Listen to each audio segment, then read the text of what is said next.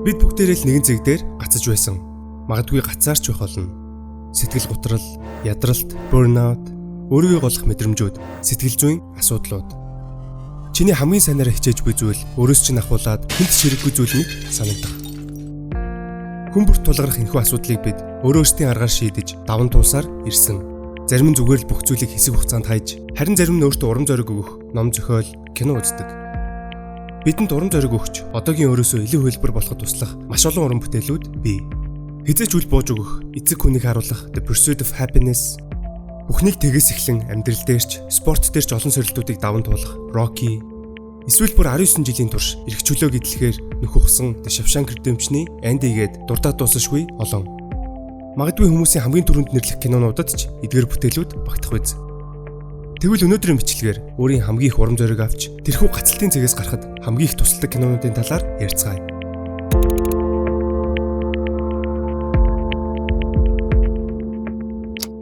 Амжилтаа ихүүлэхэд бидэнд юу хэрэгтэй вэ? Мэдээж энгийн зүйлсээс эхэлнэ. Цаг хугацаа, орон зайнаас үл хамааран хэрэглээгээ зөв тодорхойлж, үргэлж холбоотой байх явдал. Одооноос та хийх зүйлсээ цагт нь хийж, өөрчлөлтөнд бэлэн байгаарай. Аливаа зүйлсийг дараа гэж бүү хойшлуул. Хэрв та Unitel-ийн хэрэглэгч бол яг одоо урдсан төлбөрт үйлчилгээнээс дараа төлбөрт үйлчилгээ рүү багцын кодоо 1558 дугаарт бичиж илгээгээрэй. 21-р зуун. Одоогийн бидний нийгэм өмнөх он жилүүдээс илүү их чөлөөтэй, сонголтууд ч их. Хүссэн киногоо хүссэн үедээ үзэж, дуртай хоолоо гэрээсээ захиалж, хуулийн дагуу бол бүгдийг хийх боломжтой. Энэ ч мэдээж ардчлал, капитализмын давуу тал. Харин түүнийгээ дагаад бидний эргэн тойрон бүр сошиал медиа хүртэл биднээс маш ихийг шаардах болсон.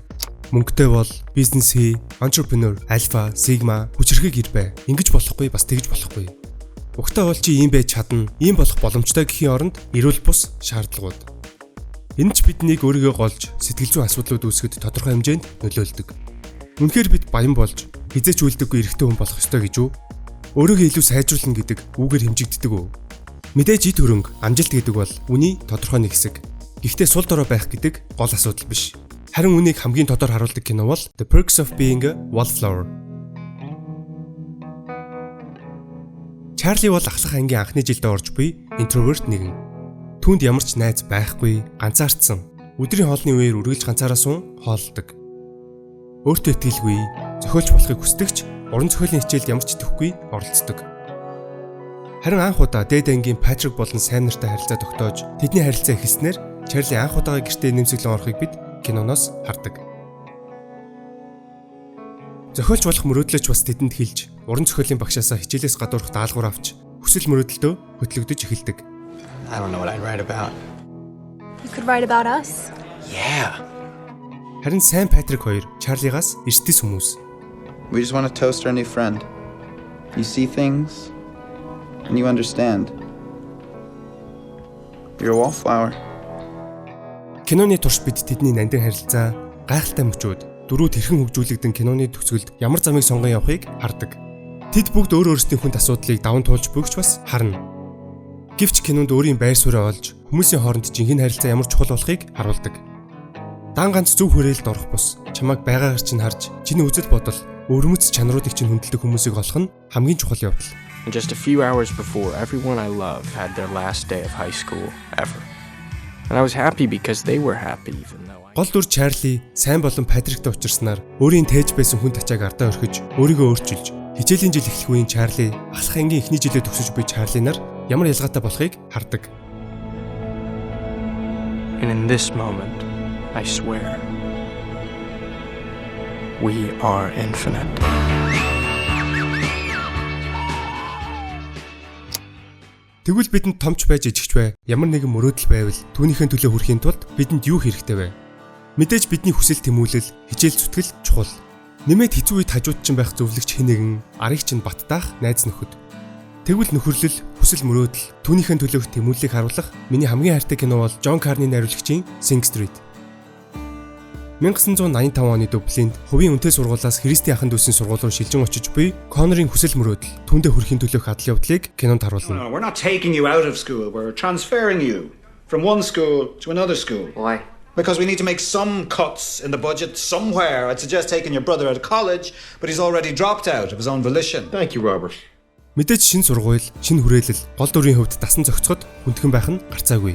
Хатуу чанга дэглэмтэй хүнд гаруудаар дүүрэн католик сургууль. We have a strict black shoe policy here, Mr. Lawler.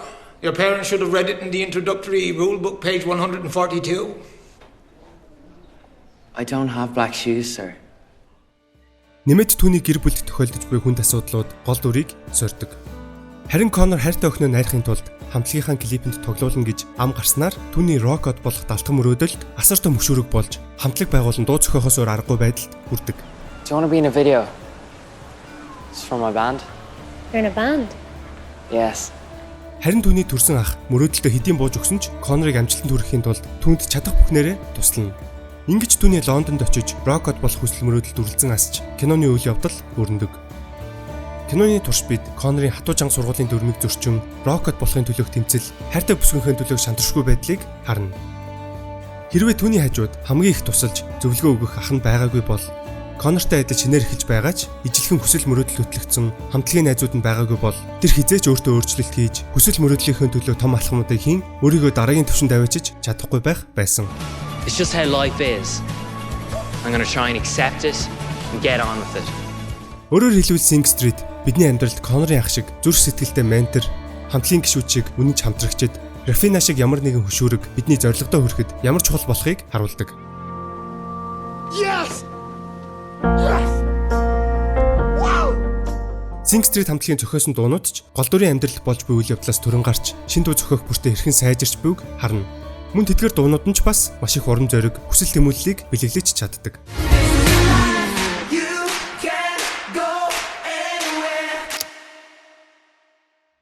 Харин сая дурдсан хоёр киноноос ялгаатай нь илүү бараан, насны ангиллын хувьд R-rated кино хэдий ч гол дүрээс ихийг суралцгаар нэгэн кино бол 2014 онд нээлттэй хийсэн Nightcrawler. Киноны үйл явдалч нэртэйгээ адил. Өөрийгөө хөгжүүлж, гацсан цэгээс гарах аялал үргэлж гэгээлэг, урам зориг өгдөггүй гэдгийг Nightcrawler маш сайн харуулдаг. Магадгүй энэхүү киног үзэж байсан бол заримд нь урам зориг өгөх кино гэж хэлэхэд хэцүү байж ч магадгүй юм. Гэвч миний хувьд асуудалтай хэдий ч гол дүр Лөвийн хичээл зүтгэлийг маш өндрөөр үнэлдэг. Лөв бол шөнийн цагаар хулгай хийж, олсон зүйлсээ заран мөнгө олох нэгэн. Гэвч түүний хамгийн хүсдэг зүйл карьертэй болж амжилтанд хүрэх. Ямар ч үнээр хамаагүй. I'm looking for a job. In fact, I made up my mind to find a career that I can learn and grow into. Who am I? I'm a hard worker. I set high goals, and I've been told that I'm persistent. Нэгэн шүн бие даасан сэтгүүл зүй буюу шүн болсон аимшигт хэргийн дүрс бичлэг мэдээллийг цагдаа нартаа уралдан очиж баримтжуулан өглөөний нэвтрүүлэх зардаг ажлын талаар олж мэднэ. Энэ цагаас эхлэн Лөв камер болон цагдаагийн дохиод дамжуулагч худалдан авч тэрхүү ажилд эргэлт буцалтгүй ордог. Харин анхны дүрсээ амжилттай борлуулсны ачаар доороо ажилтан хүртэл авч Лос Анжелес хотын шөнийн гэмт хэргийн газруудаар хэрэн хийсч эхэлдэг.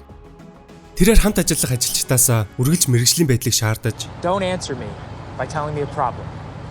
I have enough of those already. Bring me a solution and then we can make a decision together. илүү шууган тарьсан дүрс авахын тулд заримдаа хүний ёсноос гайдсан хөл бүс зүйлсийг хүртэл хийж эхэлнэ. Бүр хамтрагч нь түүний урд амиа алдаж байхад хүртэл ажлаа дуусгах байдал нь Лүг ямар аимшигтай, амбицтай, амжилтанд хүрэхийн тулд юу ч хийхээс буцахгүй нэгэн гэдгийг баталдаг. Түүний асар том хүсэл тэмүүлэл нь түүнийг карьерийн хувьд амжилтанд хүргэсэн ч ёс суртахууны хувьд аимшигтай нэгэн болгож хувиргадаг. Амжилтын төлөө зогсолтгүй зүтгэх нь заримдаа биднийг сүрлийн зам руу хөтлөж болохыг Лүв бидэнд үргэлж сануулдаг. Гэвч эцсийн эцэст түүний зоригтой зогсошгүй байдал, юуг ч даван туулж чадах тэмүүлэл зарим талаараа бидэнд ихийг бодогдуулж чаддаг. Өөрийгөө ахиулна гэдэг нь клишэ сонсогдох хэдий ч нэг өдрийн, нэг сарын, нэг жилийн өмнөх чи яг одоо хэрхэн өөрчлөгдөж өөрийгөө даван туулсан бэ гэх асуудал. Мэдээж хүн амжилттай байхын тулд бие болон сэтгэл зүйн хувьд эрүүл байж, аливаад мэрэгжлийн хандаж, тууштай явах шаардлагатай. Хүн бүр л үнийг мэднэ. Гэвч ганцаараа бүх зүйлдээ нүр тулж, бичлэгнийхэн дурдсан гацалтаас гарна гэдэг боломжгүй зүйл. Дан ганц бидний хувийн хичээл зүтгэл хөдөлмөр хангалттай байж чадахгүй. Чарли шиг өөрийг нь ойлгож, өөрийнх нь орон зайг хүндлэх хүмүүсээр хүрээлүүлж, түүнээс урам зориг авч, өнгөрсөн зүйлсээ ардаа орхисноор Коннорын ах шиг зөвлөгч ментортой байж, хүсэл мөрөөдлөө бодит болгох хөшүүрэг, итгэлт хамтрагчтай байж, Лүв шиг аливаад мэрэгжлийн хандаж, юуг ч даван туулах дуусашгүй их эр зориг, чармаалттай байж, ёс суртахууны шугамыг давж болохгүй гэдгийг анхаарах нь өөрийгөө дараагийн түвшинд аваачиж, тэрхүү гацлтын цэгээс ангижран одоогийн өөрөөсөө илүү хөлбөр болоход тусалж магадгүй юм. Бидний бичлэг таалагдсан бол лайк дарж, комент үлдээгээрэй. Цаашид манай бичлэгүүдийг тогтмол үзхийг хүсвэл subscribe дарахаа бити мартаарай. Дараагийн бичлэгээр уулзцгаая.